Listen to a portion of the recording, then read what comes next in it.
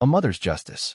At 3:12 a.m., the piercing wail of my newborn son's heart monitor shattered the silence of our home. The power to his incubator had been cut, leaving his fragile body fighting for air. As I breathed life into his tiny lungs, I caught a glimpse of our HOA president standing outside, her face lit with a chilling smirk. She didn't know I was a federal judge. She didn't know the hell I'd unleash for threatening my child.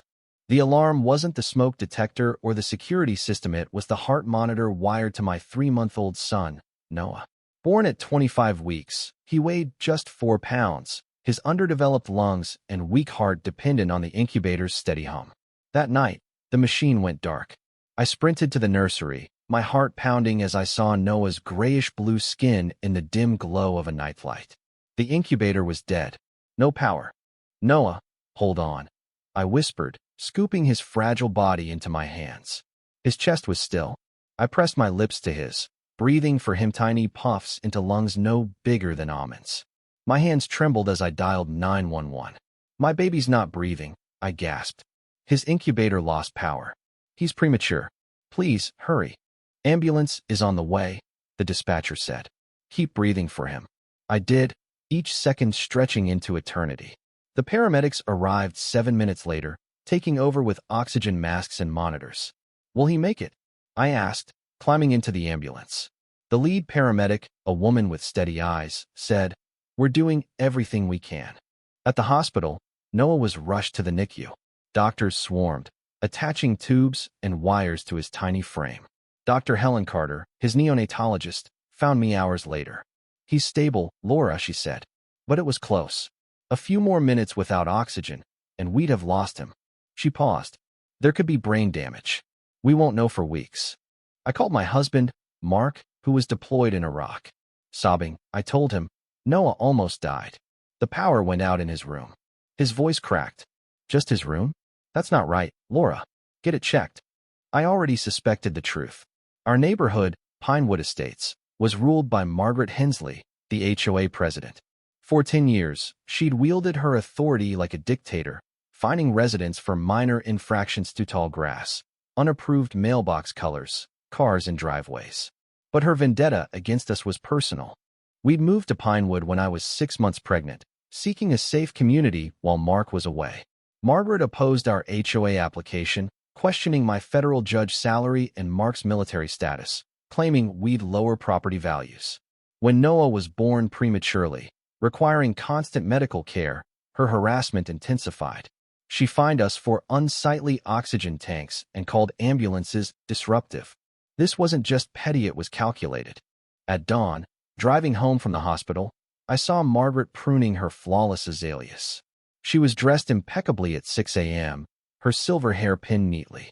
She smiled not with concern, but with triumph. I confronted her. "My son almost died last night." "How tragic," she said, her tone flat. "Old houses, faulty wiring. These things happen." "It wasn't faulty wiring," I said. "Someone cut the power to his room." Her eyes gleamed. "Why would anyone do that? That's attempted murder." The word hung between us, a challenge. I leaned in. "When I find who did it, they'll rot in federal prison." Her smile faltered, just for a second. Inside, I called an electrician. He confirmed my fears. The power line to Noah's room had been severed with wire cutters. This was no accident. The police were useless. Officer Daniel Brooks, a Pinewood resident with ties to Margaret, dismissed it as vandalism or kids. I knew better. As a federal judge, I had resources he couldn't imagine. I requested access to Pinewood's security cameras. By noon, I had footage showing a figure in dark clothing leaving Margaret's house at 1:30 a.m., heading to our electrical box, and returning by 2:15 a.m. The video wasn't crystal clear, but FBI software matched the figure's height and gait to Margaret. I dug deeper, uncovering her past as an electrical contractor. She knew exactly how to cut power to one room. Her history was uglier. In Tucson, she'd driven out a Latino family with false immigration reports. In Seattle, she'd targeted a lesbian couple, vandalizing their property until they left. She'd never faced consequences until now. While Noah fought for life in the NICU, I built my case. His brain swelling required heavy medication, and seizures racked his tiny body. Mark flew home on emergency leave, his soldiers' strength crumbling at the sight of our son. "Who did this?" he asked. "Margaret Hensley," I said. "I have proof." His fists clenched. "What's the plan?" "She tried to kill our son," I said. "I'm going to bury her legally." I contacted federal prosecutor Susan Lee, who took the case immediately. "Attempted murder of a judge's child is a federal crime," she said. "If we prove she targeted you for your position, it's terrorism." HOA meeting recordings showed Margaret's disdain for judges who think they're above rules. Motive established. The FBI launched a full investigation into Pinewood's HOA. They uncovered a network of intimidation. Margaret had spies. Retired nurse Evelyn Carter logged residents' routines, while Officer Brooks filed false reports to shield her. Family spoke out. The Garcias were fined for noisy kids. Their cat was poisoned when they resisted. The Thompsons, a black couple, had their tires slashed for displaying a veteran's flag. The Singhs faced health department complaints over curry smells, plus baseless CPS calls. Margaret's campaign started with fines, escalated to sabotage, and culminated in Noah's attack. Her journal, found during a raid, was damning. Judge Laura Bennett thinks her badge exempts her. Her sick baby burdens the community. Power outages teach lessons.